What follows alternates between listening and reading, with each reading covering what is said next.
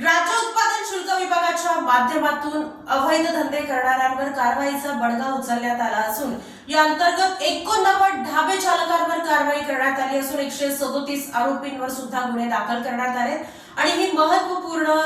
कारवाई पोलीस अधीक्षक भाग्यश्री जाधव यांनी केली आहे।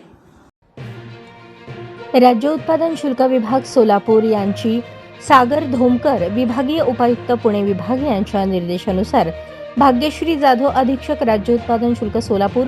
SR पाटील उपअधीक्षक राज्य उत्पादन शुल्क सोलापूर यांच्या मार्गदर्शनाखाली 1 एप्रिल ते 22 एप्रिल 2025 या कालावधीत राज्य उत्पादन शुल्क विभाग सोलापूर यांची सोलापूर शहर व जिल्ह्यात केलेल्या अवैध हातभट्टी निर्मिती केंद्रांवर अवैध देशी विदेशी मद्य विक्री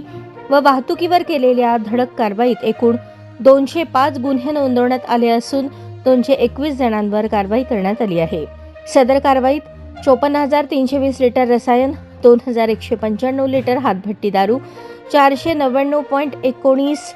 लिटर देशी मद्य, 498.74 बॅलर लिटर विदेशी मद्य, 90.52 लिटर बियर, 348 लिटर ताडी तसेच 11 वाहनांसह एकूण 40,86,747 रुपयांचा गुन्ह्यातील मुद्देमाल जप्त करण्यात आला आहे। तसेच या विभागाकडून या कालावधीत अवैध मद्य विक्री करणाऱ्या व मद्य पिण्यास परवानगी देणाऱ्या एकूण 89 ढाब्यांवर गुन्हे नोंदवण्यात आले असून 137 आरोपींवर कारवाई करण्यात आलेली आहे। सदर कारवाई निरीक्षक RM Chaure, JN Patil, OV घाटगे, राकेश पवार, पंकज कुंभार, सचिन भवड, दुय्यम निरीक्षक SD कांबळे, अंजली सरवदे, कदम, राम निंबाळकर, मोहन जाधव, मुकेश चव्हाण, संजय चव्हाण, विजय पवार, शोएब बेगमपुरे,